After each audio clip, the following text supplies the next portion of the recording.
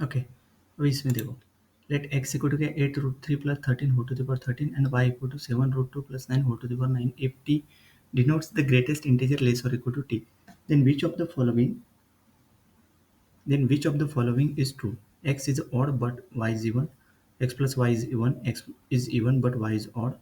मतलब ये greatest integer function है ना वो लेस और equal to T, X and Y both are odd. सही है, एक्स और वाई गिवन दिए.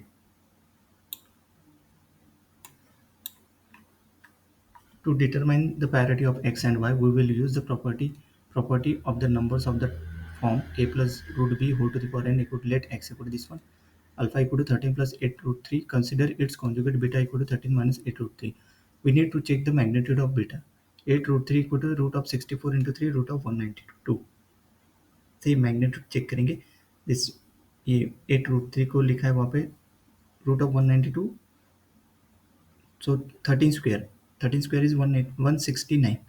तो 169 लेस देन 192 है ना.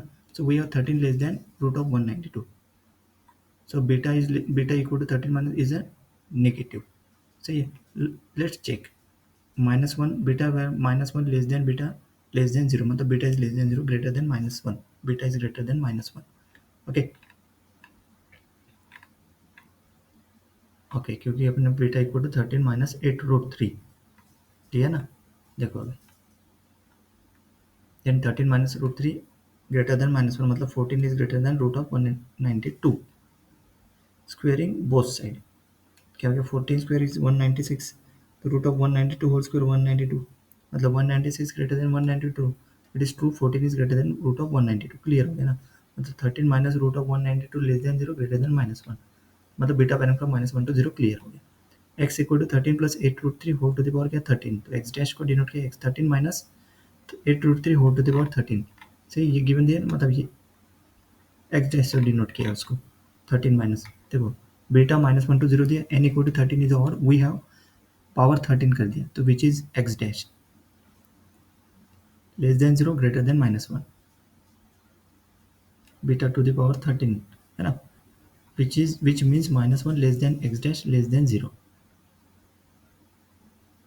जी, क्योंकि ये बीटा की वैल्यू है ना इन जनरल, ये माइनस. देखो यहाँ पे, देखो ये बीटा वरना X dash varying from -1 to 0. तो देखो consider this sum X plus x dash, मतलब A plus B root D whole to the power N, A minus B root D whole to the power N. तो binomial expansion का sum निकलेगा, तो formula लगा यहाँ पे A plus B पे formula N minus K B plus root D whole to the power K, N minus के minus B root D whole to the power के, यहाँ पे माइनस है. तो एक्स प्लस एक्स डैश मतलब यहाँ पे जो ना द टर्म द ऑड के cancel out while the terms with the even k are double. तो x plus x dash equal to 2 common. यहाँ पे ना a प्लस बी, मतलब यहाँ पे a की वैल्यू 13, b की वैल्यू 8 है ना. देखो यहाँ पे a की वैल्यू 13, b की वैल्यू 8 और d की वैल्यू 3. वैसे ही यहाँ पे a माइनस है ना, a की वैल्यू क्या है 13, b की वैल्यू 8 और d की वैल्यू है 3. सही है, और n की वैल्यू है 13. देखो यहाँ पे 13 पूरा का पूरा पुट कर दो इसमें और सिंप्लीफाई करो उसको. तो और टर्म्स आर इंटीजर, तो x plus x dash is a integer.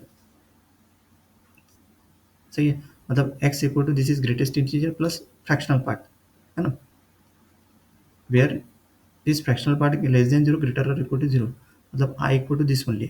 तो -1 less than X dash less than 0 ये दिए ही है, और fractional part less than 1 greater और इक्वल टू 0, मतलब this x dash plus x dash this है ना, स्क्वायर ब्रैकेट करली ब्रैकेट में लिया x plus x dash less than 1 greater than -1, मतलब i इज एन इंटीजर, मतलब दिस मस्ट बी 0, मतलब x equal to minus x dash, therefore greatest integer function क्या हो जाएगा i, मतलब ये 0 हो जाएगा ना, मतलब ये i equal to greatest integer function square bracket में जो दिया वही हो जाएगा. तो ग्रेटेस्ट i क्या दिया है, i को डिनोट किया, मतलब ये x, देखो x प्लस एक्स डैश, तो this is equal to 13 plus 8 root 3 whole to the power 13 plus 13 minus 8 root 3 whole to the power 13, क्योंकि जो दिया है ना, मतलब ये t denotes the x and y which of the following. अभी देखो ये आ गया.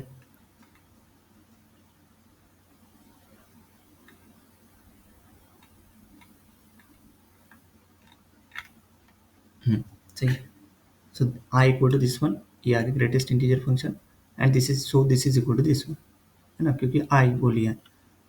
सो देखो, we find the parity of this, let A N equal to, इसको लेंगे A N satisfy the recurrence relation A N equal to alpha plus beta A N minus one minus alpha beta A N minus two. तो ये recurrence relation का use किया।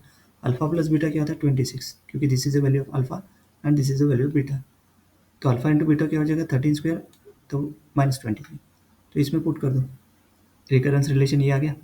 To find the first few terms a0 a1 a0 आता 2, कैसे n equal to 0 put करेंगे इसमें, a0 a0 मतलब यहाँ पे n equal to 0, n equal to 0 के लिए n इक्वल टू 0 यहाँ पे पुट करो। उसके बाद a1 के लिए भी n इक्वल टू 1 यहाँ पे पुट करो, 26 आता। फिर a2 के a0 a1 निकल गया। अभी a2 इसके हिसाब से आएगा ना, मतलब ये जो टर्म है उसके हिसाब से a2 निकाल सकते हैं ना अपन। लेकिन देखो n ग्रेटर और इक्वल टू an के लिए ये, तो 0 an minus one 1 an minus to, क्योंकि 20 मॉड्यूलो क्या किया 2, 0 आएगा, और 23 का मॉड्यूलो टू 1, मतलब इसको an congruence to an minus two mod 2। तो a13 a11 a9 a1 mod 2, और a13 congruence to 0 mod 2, a1 congruence to 0 mod 2, मतलब दिस इज E1। क्लियर हो गया ना, मतलब दिस इज E1, क्योंकि दिस इज इक्वल टू अपन ने an इक्वल टू लिया ना, an equal to this one and this is equal to this one, ये x, मतलब ये क्या हो गया, an अगर E1 है तो ये E1 हो जाएगा ना, x इज E1। अभी y इक्वल टू इसके लिए करेंगे, अभी x इज E1 तो क्लियर हो गया। अभी दूसरा y, तो y के लिए भी वैसी कंडीशन है, y इक्वल टू क्या 9 प्लस 7√2, जैसे ऊपर में 13 प्लस 8√2 है ना, तो ये 9 स्क्वायर 81, मतलब देखो -1 to 0 के बीच में आएगा, जैसे ऊपर का प्रोसीजर है सेम वैसे ही प्रोसीजर, सिर्फ यहाँ पे डिजिट चेंज होगा। यहाँ पे 972 है, तो सेम प्रोसीजर है पूरा। देखो यहाँ पे y और y डैश, जैसे ऊपर में x डैश लिया तो यहाँ पे माइनस है, same procedure, y plus y dash 0 to 1, same procedure. फिर दिस इज अगेन, इसको सॉल्व करते करते यहाँ पे a क्या है 9 b7 d2, यहाँ पे हाँ, यहाँ पे गामा प्लस डेल्टा लिया, तो दोनों का सम मतलब दिस प्लस दिस, तो मतलब 18 और एक आना -17। तो देखो इसको डिवाइड बाय क्या करेंगे अपन, मॉड्यूलो 2 करेंगे, तो इसका रिमाइंडर 0, इसका रिमाइंडर क्या आएगा 1, सेम प्रोसीजर jn-2, मतलब ये E1 ही है, मतलब बोथ आर E1। सही है, तो चेक द कंडीशन, कौन सा option number B is correct, मतलब देखो ना E1 plus E1 equal to E1, x plus y is E1, बाकी ये क्या नहीं, और false false false, B option is correct.